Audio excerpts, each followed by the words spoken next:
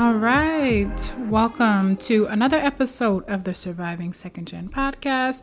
I'm your host, per usual.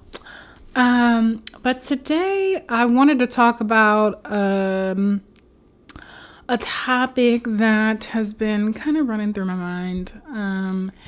And it's about the expectation that a lot of times that is put on second generation immigrants to take care of family. And sometimes that expectation is spoken, unspoken, but it's still there that family is to be taken care of. And sometimes at the expense of self. So let's talk about it. Because I think in my adult life, as I'm getting older and I'm thinking about my parents getting older, my mom just retired, the expectation is more of a mental conversation that I'm having with myself. So nobody's brought it to my attention. Nobody has told me that they have an expectation for me to take care of them currently. But as I move up in life with age and people around me grow up in age, I have been thinking about it. But I think about how far back the expectation is put out there for a lot of second generation immigrants to take care of their families in some type of way. And I think in general, it is a collectivist mindset, when we talk about collectivist societies and how we take care of one another. And in a lot of immigrant backgrounds that I know, that's the mindset. Haitian culture, Asian culture, Indian culture, Mexican culture, other Hispanic cultures. There is this expectation that family stays together. Family also takes care of each other. Generations take care of other generations. Multiple generations sometimes live in households. So that's a lot of, again, collectivist ideas that run in immigrant households. And it's not to say that these ideas are good or are bad. When I've talked about it before, I've talked about how it can sometimes conflict and create identity issues for individuals who have been born, or not even just born, but just raised in America, because America is such an individualistic culture. So the ideology of being together, staying together, making decisions together can kind of clash with the ideas of the United States culture or Western culture. So I think for me, as I think about it more, and I'm really doing a lot of processing, there's a lot of things that I want to say as I'm talking about it out loud. I think about, again, how far back the idea of taking care of parents, grandparents, and other family members is there. Sometimes not even explicitly, but it's like an implicit thing. And you see a lot of, I don't know if people follow immigrant pages, or I know I follow Haitian American pages, and I've seen a lot of memes before, or videos where people make fun of how when they were growing up, their moms or their parents would be sending stuff to Haiti, and next thing you know, their mom has grabbed their stuff and saying, hey, I'm about to ship it off, their clothes or belongings that their parents feel like they don't need anymore, to give to relatives in Haiti, right? And then next thing you know, you might get sent a picture, and it's a picture of your cousin or somebody wearing clothes that you sent them, And it happens all the time, parents making dooms and sending it off to family members. And my mom did it all the time. When I was growing up, she was sending them off more than she does now. But yeah, it was, again, I think almost an unspoken thing that's what we do, right? Because I have a lot of relatives in Haiti till this day. And we had more back then. Some have come into the States since I've been a child, but I still have a lot of relatives in Haiti. So, my parents have always, you know, provided for some and others in Haiti as long as I can remember, right? And I think, of course, there is an expectation and sometimes an obligation for first generation immigrants to take care of people back home. So like my parents, there's a lot that they have on them as the first in their family to come into this country to take care of people back home, sisters, brothers, uncles, parents, all of that. So I definitely feel like there's a heavy expectation on them. But going back to that, explanation, the example with the doom, which, how do you say doom in English? Shucks. It's like a big gallon. How do you say doom in English?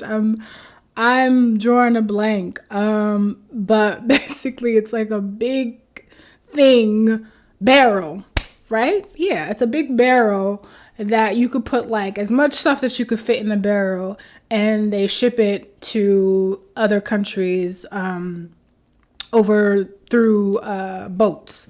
On boats, that's how they ship it. So you fill it with as much things as you can and get it delivered to relatives back home. So when I think about that example, I think about how there was no choice in that situation. So my mom didn't come to me and say, hey, do you want to send some stuff to Haiti? It was like, hey, I'm sending stuff to Haiti. Find some clothes that you can send. Find some shoes that you don't, wear anymore and send them. So it wasn't like I could say, well, no, I don't want to send them. It was like, we're sending stuff, go find some stuff. So there was no choice in that, right? And that, again, was kind of just a message put out there that, yeah, we have some people that we got to take care of, and you're part of that. So here's how you contribute. And it may sound, I don't know, to some people like a first world problem that I'm complaining that I didn't get a choice to pick whether or not I can give stuff away, considering the fact that I have the privilege to give stuff away. Like, how dare I? So I get that. That may sound, I don't know, entitled or spoiled to think that. But I think the point that I'm trying to get across is that the messaging there that there are people to take care of, and I am obligated to take care of people. That's the point I'm trying to get across. So it wasn't like I'm not using that example to say that I would have said no. I mean, I probably would have always said yeah, for sure. Because there's always clothes that I didn't wear till this day. Not too long ago, my mom, we were talking and she said there's some clothes that I have, because I still have clothes at my parents' house, even though I don't live there. Okay, who doesn't, right? I think. But the clothes that I have there are like over 3 years old. But she told me, the other day, like, oh, she has some clothes that she wants to send off, and she's gonna like send all the things that I left in my closet. And even though I'm pretty sure I don't even know what's in that closet, honestly, because it's been so long. And even though I'm pretty sure I'm not gonna wear any of those clothes, there was still a part of me that was like, well, what exactly are you sending? And how do you know that I don't need some of this stuff? And she was like, oh, like, Jenny, like, come on. You don't need those clothes. And again, I know that I don't need them, but it was just the idea of her just taking my clothes and just send them off without, I mean, she kind of is she didn't ask me. She was basically telling me. And she was just like, we were kind of just going back and forth in that conversation about the clothes. And I, was like, okay, whatever, because again, I don't think I'll need the clothes. But yeah, to this day, it's still a thing because my mom hasn't stopped taking care of people back home. So yeah, that's a conversation that still comes up, but it's more of a conversation now, right? Because I'm an adult now. But I think the messaging from a young age was, hey, there are people to take care of. And I think that messaging also extends to, okay, there's people that need to be taken care of back home in your home country. And there's an expectation to take care of your parents as well. And I think that goes back to, parents, the first generation immigrants coming here to this country and doing so much for us and giving us this opportunity that we owe it to them to take care of them. So I think it's just, twofold. Like, hey, expectation to take care of my family, like my immediate family who has done so much to me, especially so much for me, especially my parents, to make sure that they understand that they are appreciated, and take care of people back home who don't have the opportunity that I have, and they're still not in the best situation, some of them. So, I have to pay that forward too. I think for some people, the pressure is more than others. Me personally, like I said, the example from, my parents sending things off was kind of like the messaging that I carried with me, that there's always people, who need something in some kind of way in my home country. But as I've gotten older, I think I'm grateful my parents has never put me in a position where they made me feel like I had to take care of people back home. And when I say people, like aunts, uncles, cousins, like direct, blood family, my parents never made me feel like, oh, there's people that you have to take care of. I know that there's people that I can provide for and help, but there was never a request of me like, oh, you need to do this or do that for these people, and I'm thankful for that. But I know there's some people who are put in a more uncomfortable situations where their parents may express to them that there's things that they have to do to take care of other people, or other people reach out. I mean, again, there's jokes and memes about, the cousin in Haiti who's reaching out. And I mean, they do, they do reach out. But it's like, what do you do with that? And how do you carry that expectation if it's there?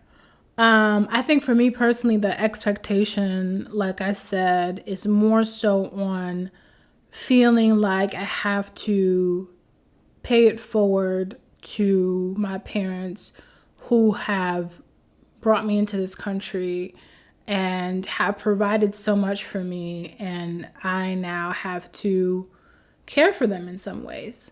And I don't, again, I'm thankful for the parents that I have because they have not explicitly made me feel that way. I especially feel like over time, my mom has grew to understand more of the U.S. society and how the cultural values. What am I saying? The values of U.S. society and how it differs from immigrant values, and some of the positive I'll say positive of Western society in terms of individualism. So with that, I think that there is less of a pressure that I feel to, hey, like everything I have has to go to my parents. But still, there is, I'm gonna be honest. There's still a part of me that is still dealing with and trying to process paying it forward to my parents, because if I had it my way, I would give my parents everything. You know what I mean? Like, I would give them the world if I could. Like, I would make sure that they were taken care of and they had no worries financially. Like nothing was a concern for them because of how much I appreciate them as people. And I think that this is my own sense of trying to understand how to pay homage to who they are and what they've done for me. But it's a struggle because I think that pressure makes you feel like you have to have it all figured out, especially at a certain age, because I'm in my 30s now, and I'm doing better than I was in my 20s, but I don't have it all figured out. Like I feel like I've just started, like in some ways just started figuring stuff out, and just in some ways just started in where I'm headed, especially with my career. Like I feel like this is like a reset for me, in terms of what I'm doing now and fulfilling my dreams and my passions. Like this is just the beginning. So yeah, with the expectation of having to have it figured out and not, I sometimes grapple with that because as I see my parents getting older, I see less and less time for me to pay it forward.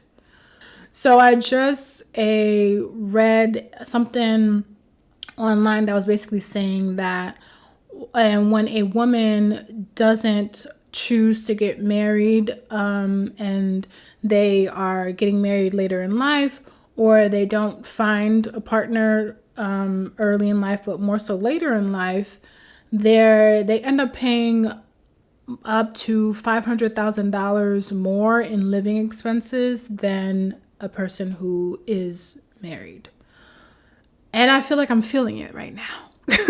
Like, I feel like I'm starting to feel that now because, again, I'm in my 30s, single, unmarried, and everything, every expense, every part of taking care of myself falls on me. There is no partnership, collaboration with anyone else. It's all on me. Any risk that I take is all on me. Anything that doesn't work out, gonna fall all on me.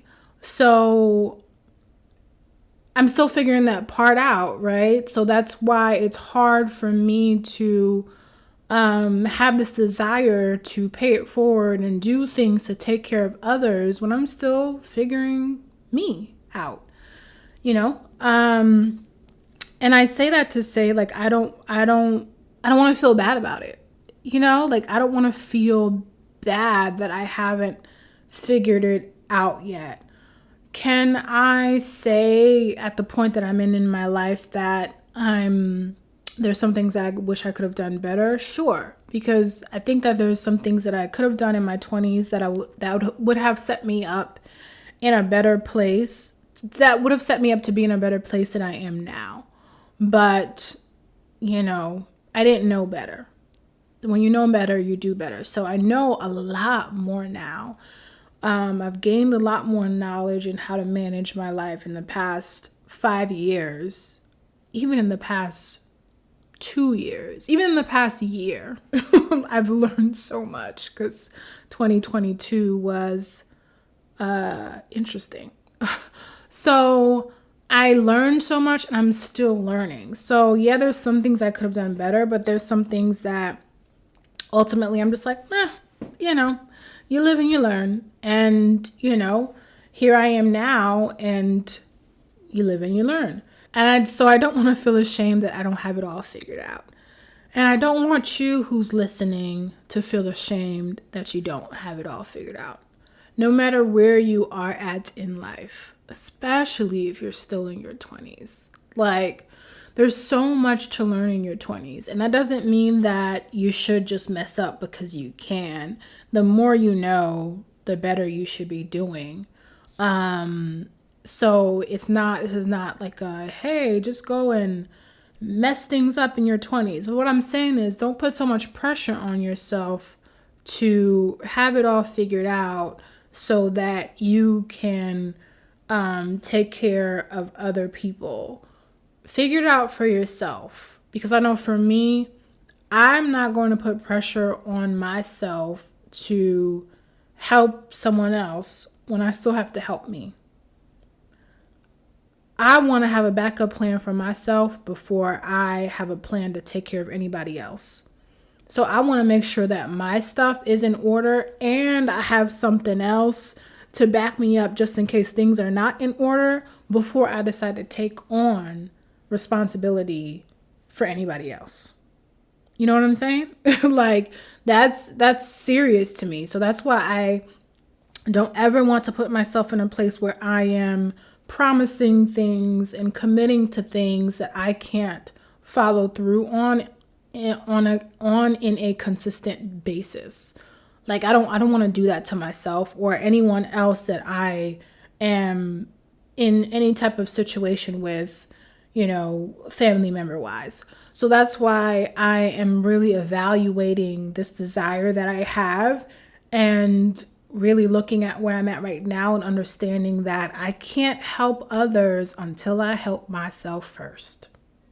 Like, I'm not going to put myself in this situation where I have committed to taking care of someone fully or even partially when I don't have a plan, a concrete plan on how to take care of me and back that plan up. Okay? I can't just have a plan A. I need a plan A and B for myself before I have a plan A for somebody else. And I think that's something that as second generation immigrants, we have to really remind ourselves this. Like, you really have to tell yourself that I gotta take care of me. Because while the collectivist mindset is a great thing and it makes sense, you gotta think about how to apply that in a country that is not a collectivist country, right? You have to think about that in a space where if you are single and unmarried, how you have so many more burdens and expectations to do the things that regular everyday people do and can do easier if they are partnered, right? So if it's all on you and you don't have a backup plan, you can't just be out here willy-nilly just being overly generous and, your stuff isn't not intact. I mean, for me, I don't like that. I don't like to feel that insecurity. So I think it's okay to really remind yourself that, hey, look, before I can commit to anything else that makes me feel good or makes anybody else feel good, or beyond feeling good, just helps them come out of a situation, you got to make sure that you're preparing yourself for the long run. And when you think about, generational wealth and building stuff for you and generations beyond you that is sustainable, that's how it's done. If you are just working off of what you have in front of you, present day, and not preparing for the future, then that's how the cycle continues of poverty or low income situations or living paycheck to paycheck.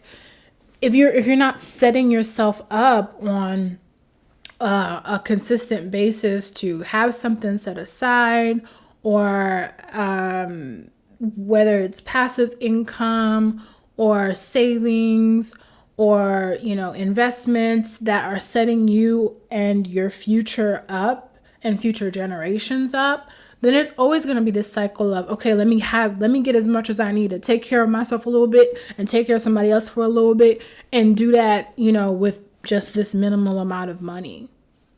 Like, it's okay for you to stack up for X amount of years and know that that stack is good, that cushion is good, and then start pouring into other people. And I feel like that's where I'm at right now, where I'm realizing, okay, what can I do to make sure myself and my cushion is good before I try to divide the bit of money that I have unto how many ever people. Because that's always going to keep me just trying to get money here and there, because there's so many things that I'm trying to take care of, versus knowing that I have myself taken care of and I have extra on top of that. Then I can feel comfortable to divvy up what's in front of me, So I think that that's important to remind ourselves that. And when you get to this place of like thinking about having it all figured out, it's like knowing that there's still so much time and there's still so much opportunity.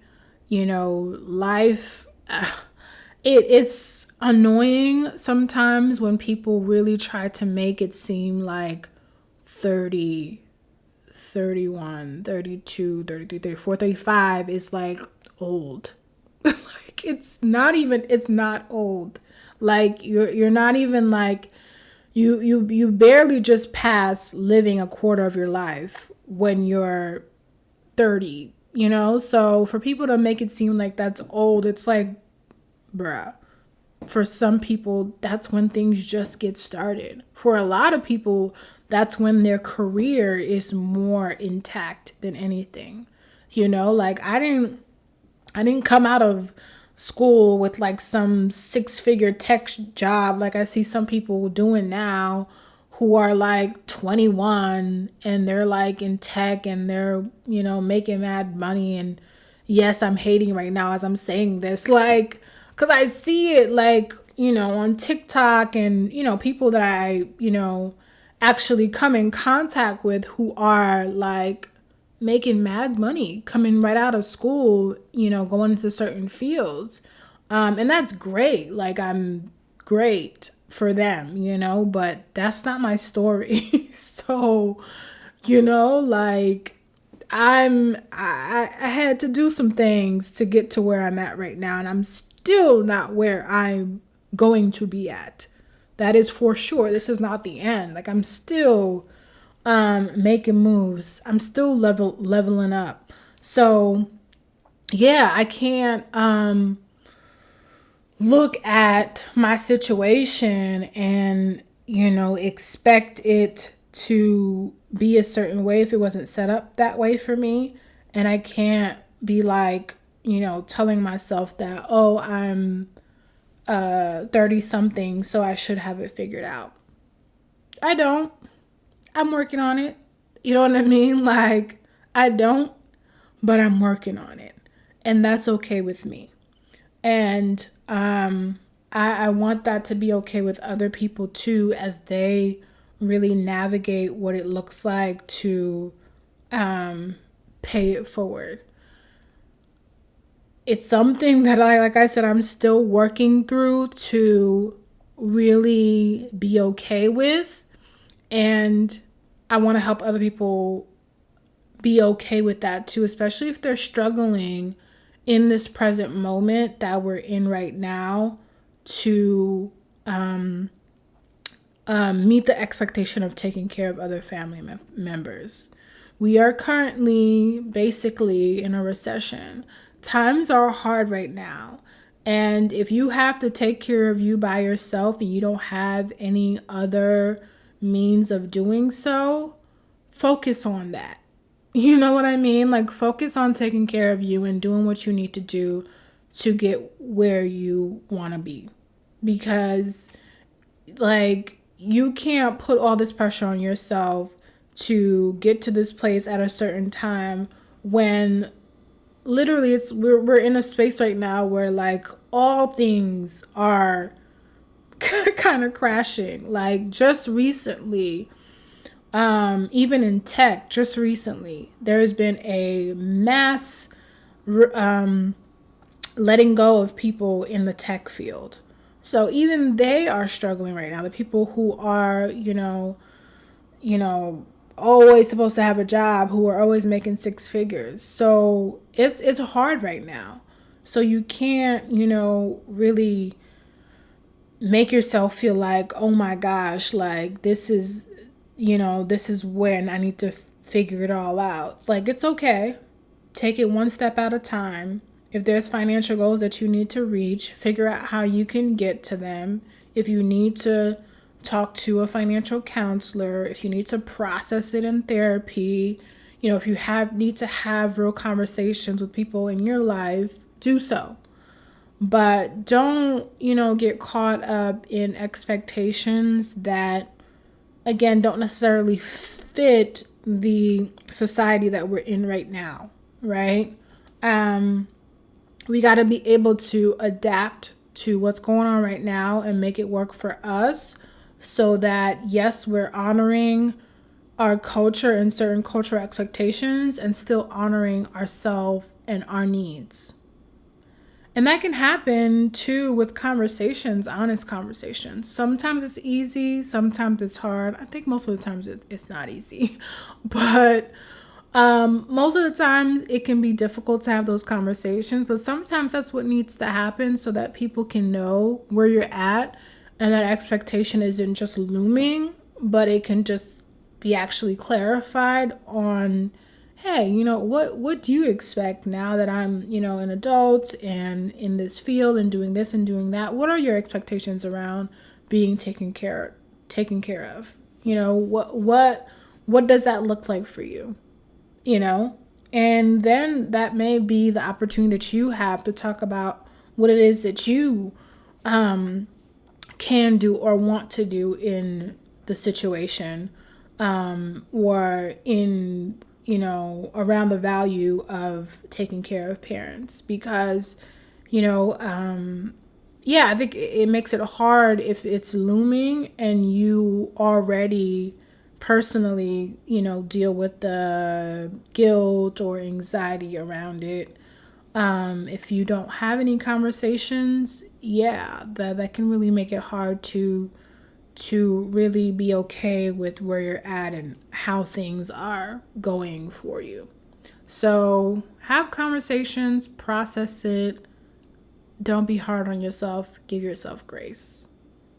That's what I leave you all with when thinking about these conversations and these expectations that loom for a lot of second generation immigrants in the immigrant household and immigrant dynamics.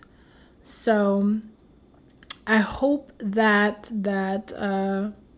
helped you process some of the thoughts and ideas around that. And